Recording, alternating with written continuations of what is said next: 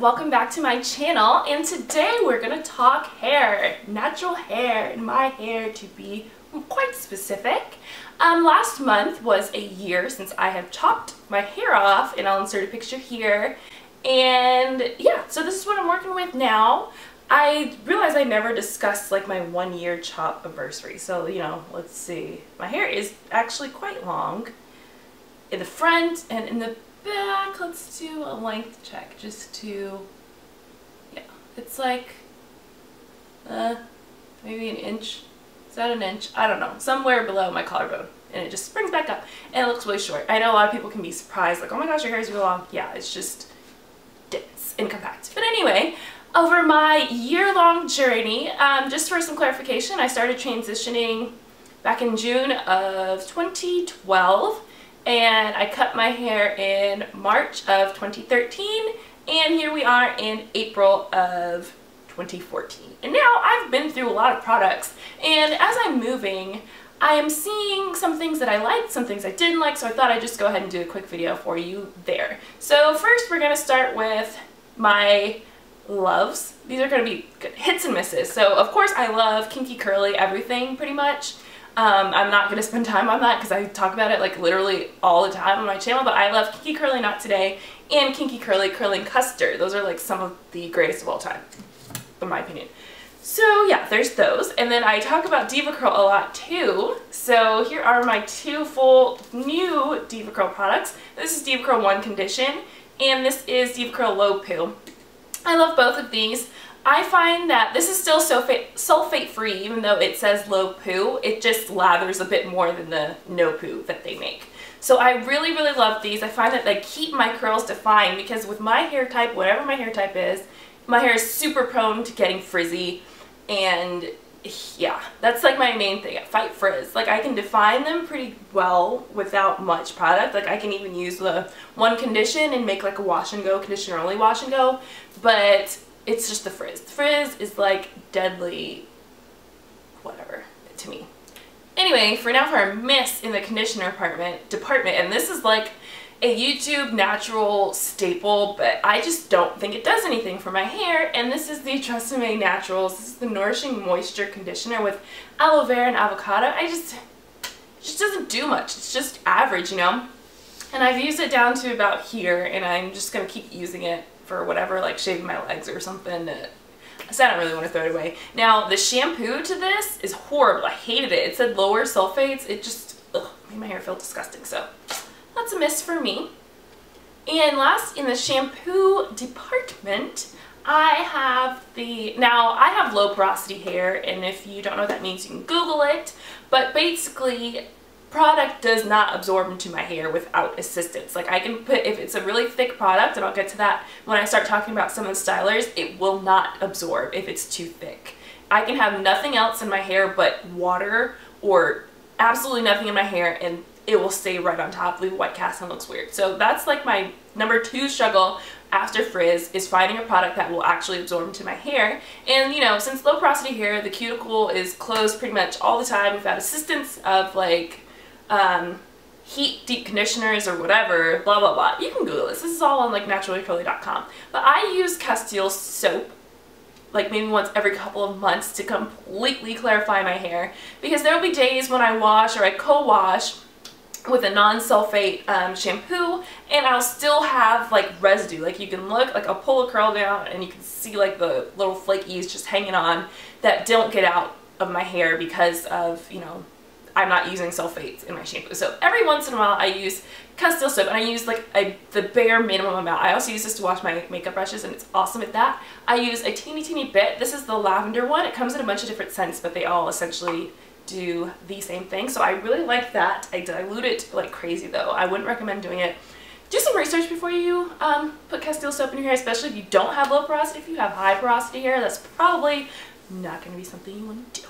So I'm giving you a warning. Now on to deep conditioners. I have 2 by the same brand. This is a local Georgia brand too. This is Basque. It's called Beauty Assortment for the Sun Kiss. This is the Vanilla Whiskey Reparative Hair Soak, and it has quinoa quinoa protein smoothie spiked with a subtle kick of vanilla malt whiskey. And I love this one so much. It smells so good. It smells like vanilla. It doesn't really smell like whiskey, so, you know, don't be afraid. You're like, oh, my hair's going to smell like whiskey. That's going to be nasty. And this is the Yam Nectar Intense Hair Nourisher with yucca, avocado, and meadow foam seed oils churned in a pure base of clover and manuka honey. Yeah. So there's that, that one. I really love this. I know if you're really into like the natural community, you know, like the Sage website.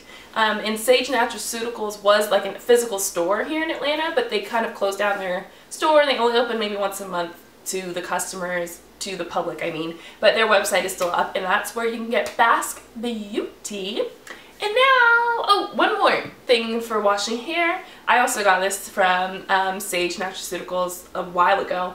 This is the Terra Essentials Organic Pure Earth Hair Wash Organic Lavender Garden. I'm kind of on the fence with this.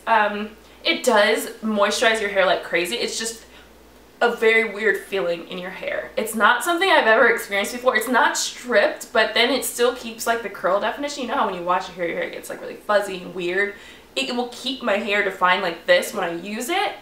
I don't know. I just feel weird about it. It's mud, if you can't tell in here. But it's really good. I mean, this was pretty expensive, so I know people make this themselves, but I'm clearly not that type to make your hair products. I'd rather buy it. For dry, thick, or coarse, curly to wavy to kinky hair. And yeah, try it out. It's, yeah, basically organic aloe vera juice, bentonite clay, linden flower, essential oils, clove bud. Like, it's just completely organic and completely good for you. So if you're interested in that, try that out. And now, on to the stylies. This is my baby one. I don't really use this because you can see it's full. This is Ego Styler Gel. I usually use the one with argan oil, and I have the giant tub of that. This is kind of ambivalent to it. If I am out of kinky curly, I will use, oh sorry, I thought my phone was going off. If I'm out of kinky curly, I will use Ego Styler, even though it's not my favorite because it leaves my hair too hard. And when it's drying, it's kind of like jelly. It's weird. I'm not a fan, even though it's like the natural hair community's like #1 thing. This is the pink one. This has a hold of 8, and I think the argan oil one has a hold of 10. But yeah, I'm just on the fence with it. It's good. Nothing is as good to me as kinky curly, curling custard, but this is okay. I'm just kind of on the fence with it. I don't hate it, and I don't completely love it. Now, Shea Moisture, you know, I love their cosmetics and I love their body products. Most of their hair products are too heavy for my low porosity hair. Sorry, somebody just walked by in the parking garage out there and I'm just like, oh, what are you doing?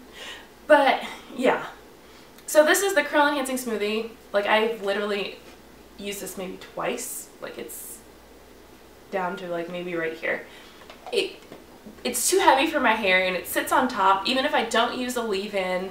Yeah, you'll see I'm not really mentioning much leave-ins because I really don't use them. If I start putting in too much leave-in, my hair gets weighed down, but my hair stays pretty moisturized because it is low porosity. So that's another thing. Once your low porosity hair gets moisturized, it's really hard for it to get unmoisturized. So yeah, leave-ins are not that super important to me and my hair anyway. So, especially since they don't absorb, they just sit on top of my hair. So for this, it sits all the way on top, like it's a completely white cast, so I really don't like it. If I do twist outs, which I don't ever do because I don't like how they look on me and they take me too long to do, and my wash and goes are just like my BFF, so. Which is a shame because, ew, it has hair now. I wonder if you saw that when I showed it to you. It just smells really, really good, and I use it like if my hair's in a puff or something, like to slick down the edges, but too heavy for my hair. I mentioned this in my last empties video. I mentioned the Curl Junkie pattern pusher that I absolutely hate. This is Curl Junkie Curl Queen, which I hate a little less than that one, but it's still not great. There's things that it still flakes in my hair even when I don't use a leave-in, which is really annoying. But it's not as bad, so I'll keep it. I'll play with it, maybe find another leave-in. I've heard that this works well with their own leave-in, which is really annoying because this is something that you have to get online, so it's like, ugh, I really don't feel like it. And their free shipping is like really, really high for Curl Junkie, even though they are having an Easter sale now, but I'm moving, so clearly I don't want to acquire more stuff. Continuing on with gels, I have here this aloe vera gel, and I heard that this would work really good for low porosity hair. It didn't define anything. My hair was super frizzy. So I just use it for the one time I used it. I actually had a sunburn. I got my very first sunburn in life, and I know like black girls are like, what? I don't know. I got it at steeplechase. I was out in a field, you know, the horse races or whatever.